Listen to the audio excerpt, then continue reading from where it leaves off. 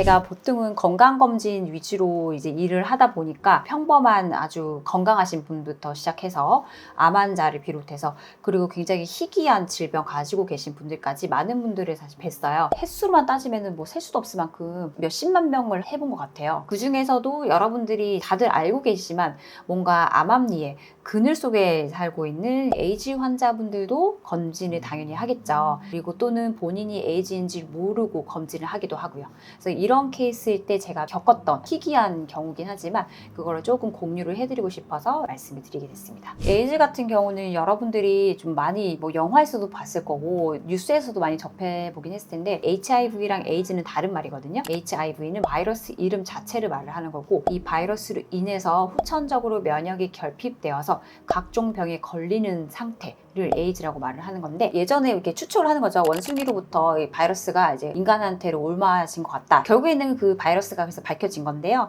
이 바이러스가 전염이 돼서 걸리는 거죠. 근데 이 전염되는 경로가 체액, 그러니까 즉 단순한 뭐 침이 아니고 피, 그 다음에 정액, 그 다음에 질액, 그리고 산모가 아기를 낳으면서 직접 전파 이런 식으로도 될 수 있고 근데 대부분이 걸리는 원인은 동성 간의 성관계에 의해서 감염이 된다고 되어 있죠. 그래서 보통 점막에 노출이 되면서 점막이 다쳤을 때 대부분의 피를 통해서 감염이 된다고 되어 있습니다. 결국에는 그래서 동성애자가 많이 걸리는 걸로 되어 있고 우리 몸 안의 모든 면역 체계를 담당을 하는 CD4 림프구가 있어요. 백혈구 중에 하나인데 이 바이러스가 우리 몸 안에 들어오게 되면은 얘를 그냥 공격해서 죽이거든요. 그러면은 면역 상태가 그냥 무너지는 거죠. 견고히 쌓아 올렸던 성 자체가 그냥 와르르 무너지게 되고 그 흔한 감기 바이러스에도 우리 몸이 맥을 못 추려서 그냥 폐렴으로 발전하게 되고 사망까지 할 수 있는 그냥 면역 체계가 엉망이 되게 만들어 버리는 겁니다. 그래서 이게 증상 같은 경우가 굉장히 비특이적이고요. 어떤 분은 그래서 며칠 또는 한 2주 정도 몸살이 막 나요. 열도 좀 났다가 몸이 좀 안 좋고 그러다가 또 나아지고 이게 무증상 기간이 또 있거든요. 잠복을 하는 거죠. HIV 바이러스가 복제가 되기 전에 조용히 잠복하는 기간에 또 증상이 또 없어요. 그래서 몸살 기운처럼 감기처럼 그러다가 또 좋아지고 그러다가 또 이게 다시 나타나고 하다가 또 가끔씩은 또 혀에 백태라고 해서 하얗게 백태도 끼기도 하고 또는 여기 임파선이 좀 부어서 여기 몽골이가 좀 만져지기도 하고 되게 많은 증상이 있는데 결국 에이즈 환자 같은 경우에는 누구나 쉽게 걸려서 금방 나을 수 있는 병에도 아무것도 못하고 그냥 그대로 걸리면 그냥 죽는 거 그런 면역 결핍 상태를 말하는 거죠. 우리나라 에이즈 환자분들이 숫자가 10,000명이 좀 넘고 되게 적거든요. 아직은 한 해에 1,000명 정도 진단이 되는 걸로 되어 있어요. 그래서 저는 수련 받을 때 몇 명을 봤는데 간접적으로 봤던 게 제일 많고요. 제가 직접적으로 본 거는 그냥 한 명이었거든요. 알 수 없는 그 열이 계속 나셔가지고 검사를 하러 오셨는데 먼저 이제 첫 번째로 이제 복부 초음파를 하게 된 거죠. 그래서 저는 이제 임상 선생님이 오더를 내면은 제가 초음파를 하니까 그냥 원인을 파악을 하려고 이제 복부 초음파를 했는데 그때 당시에는 이제 복부 초음파에서는 큰 특이소견이 없었어요. 비장이라고 해서 스플린이라고 있거든요. 걔가 조금 커져 있는 거? 그거 말고는 특이소견이 없어가지고 그냥 일단 뭐 다른 검사를 이제 하셨던 분인데 그리고 이제 몇 달이 지나서 또 오셨는데 그때는 이제 막 폐렴에 걸려서 또 오신 거죠. 감기 하나 걸렸는데 그게 너무 심해지는 거예요. 이 나이 때는 이런 폐렴이 올 수가 없는데 뭐지? 이 환자 뭐 면역이 뭐 문제가 있나? CT를 찍어봤더니 우리가 흔히 볼 수 있는 그런 폐렴의 패턴이 아니고 일반인들이 보통 걸리는 폐렴은 그냥 되게 흔하게 좀 항생제 먹으면 좀 낫는 그런 정도거든요. 근데 이제 면역이 결핍된 분들 같은 경우에는 곰팡이에 감염이 잘 돼요. 곰팡이는 이 포자가 공중에도 지금 떠다닐 수 있어요. 근데 이걸 흡입해도 저도 그렇고 여러분도 그렇고 그냥 뭐 아무 증상이 없습니다. 그냥 들어갔다가 나오고 그냥 끝나는 거예요. 그렇지만 에이즈 환자 같은 경우에는 아주 미세한 곰팡이 포자라도 들어오게 되면은 그냥 그걸로 인해서 감염을 일으켜서 폐렴으로 발전하고 엄청나게 몸이 이제 다운이 될 수가 있거든요. 그래서 그분 같은 경우에도 곰팡이 포자로 이제 추정이 되는 폐포자충 폐렴이라고 있어요. 그래서 그거에 걸린 거죠. 폐렴도 종류가 되게 많아요. 바이러스성 폐렴이 있고 세균성 폐렴이 있는데 또 CT를 보면은 그것 따라서 모양이 조금씩 다르거든요. 그래서 대부분은 동성애자로 인한 에이즈 아니면 이렇게 올 수가 없는 그런 상황의 폐렴이 있습니다. 그래서 피검사 결과랑 그 항체 이런 검사에서 HIV 바이러스 항체가 있는 그런 거로 이제 판명이 나고요. 아 그래서 그랬구나 이렇게 다 퍼즐이 맞춰지는 거예요. 그래서 이런 것도 있고 어떤 그 드라마 같은 케이스도 있어요. 환자분이 수술을 앞두고 있었는데 본인이 에이즈인 거를 병원에도 비밀로 하고 그 다음에 가족한테도 심지어 비밀로 했어요. 에이즈 환자들은 굉장히 철저하게 준비를 해야 돼요. 이게 모든 수술 용기를 포장을 다 하고 절대 감염이 될 수 없게 모든 준비작을 철저히 방역을 한 다음에 해야 되는데 환자분이 그거를 속인 거죠. 그래서 수술하는 날에 피검사를 이제 수술하기 전이랑 피검사를 나간 거 결과를 보는데 HIV 항체가 있는 거면 발칵 뒤집어지고 수술이 중단이 되고 이제 큰일 날 뻔한 거죠. 환자분을 불러서 이게 말씀을 이제 여쭤보면은 그때 실토를 하게 되고, 그러면 이제 부인분이 또 그걸 알게 되고 이제 뒤집어진 적이 있었어요, 병원이. 이런 걸 보다 보면은 에이즈라는 거는 사실 한번 걸리면 물론 치료제가 많이 나오고 발달도 많이 돼가지고 많은 분들이 만성 질환처럼 컨트롤 잘 되고 남은 여생도 좀 큰 문제 없이 많이들 이제 회복돼서 하신 건 있지만 그래도 이 가족들한테는 그게 큰 입장이 다르고 의료진도 마찬가지거든요. 그렇기 때문에 당연히 안 걸리는 게 좋은 거고요.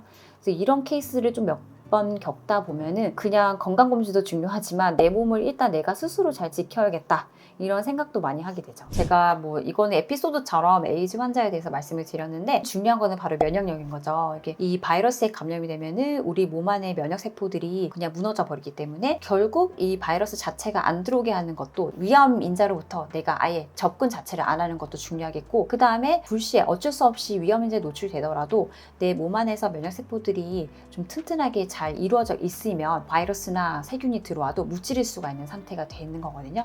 그래서 기본적인 내 면역 습관, 면역 상태 자체를 기본 역치값을 많이 올려놔야 돼요. 내 면역을 키워서 각종 잔병 치료로부터 막을 수 있고, 더 나아가서는 암까지 막을 수 있는 거는 유일하게 내 면역력을 키우는 방법이거든요. 면역력은 정말로 좋을수록 나쁠 게 하나도 없습니다. 그래서 일단은 제일 중요한 거는 첫 번째로 저는 일단은 충분한 수면이라고 생각을 해요. 잠 잘 자는 것만큼 보약이 없거든요. 뭐 아무리 잘 먹고 뭐 좋은 음식을 먹어도 잠 못 자는 것만큼 굉장한 고문이 인간한테 없다고 해요. 그래서 수면 박탈을 당하면은 그냥 바로 암에 걸릴 수 있을 만큼 너무나 힘든 스트레스가 돼요.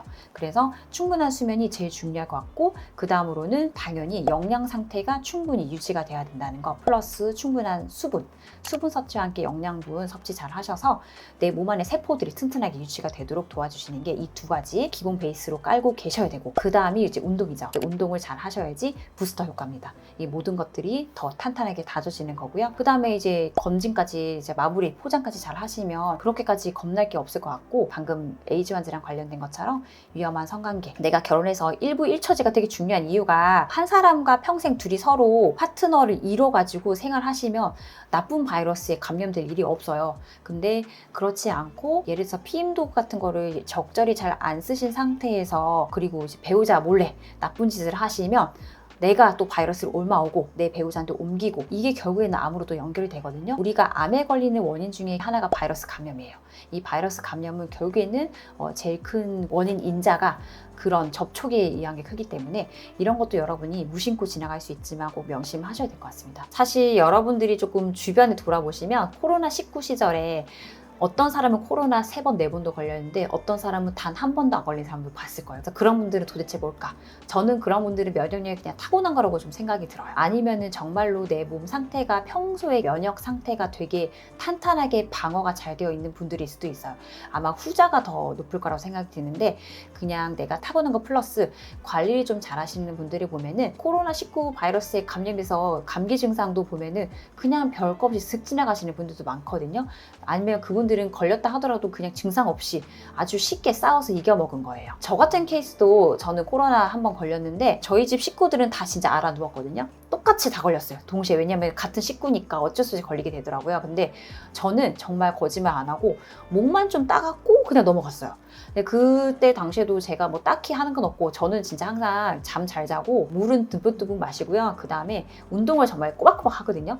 근데 그런 게 그냥 좀 도움이 되지 않았나 그냥 싶기도 해요. 그러니까 여러분들이 잔병 치레를 좀 안 하고 싶다, 면역력을 그냥 증가시키는 것밖에 없고요. 면역을 증가시키는 방법은 제가 말씀드린 3가지, 잠 잘 자고 잘 먹고 스트레스 안 받고 운동 잘하고, 이거가 굉장히 별거 없는 것 같아도 너무 중요한 겁니다. 그래서 오늘은 건강검진으로 시작했다가 특이했던 뭔가 경험에 대해서 말씀을 드리고, 결국에는 면역력을 잘 키우자라고 하는 뭐 잔소리로 또 끝났거든요. 네, 뭐 이 잔소리가 약간 중독성 있고 좋아하시는 분들이 많더라고요. 그렇죠? 저는 그렇게 믿는데 뭐 항상 몸에 좋은 잔소리입니다. 그래서 우리 시청자 여러분도 항상 내 면역력 생각해서 맛없는 음식이라도 몸에 좋다고 하면 한 입이라도 더 드시고, 몸에 안 좋은 거는 한 입이라도 덜 드시고, 이런 생활 습관과 함께 잠 잘 자고 그 다음에 운동 꾸준히 하시면서 오늘 하루도 즐거운 마음으로 마무리하셨으면 좋겠습니다. 네. 그래서 오늘 영상도 유익하셨으면 구독과 좋아요, 알림 설정 부탁드리고요. 주변의 친구분과 가족분께도 공유 부탁드리겠습니다. 네, 감사합니다.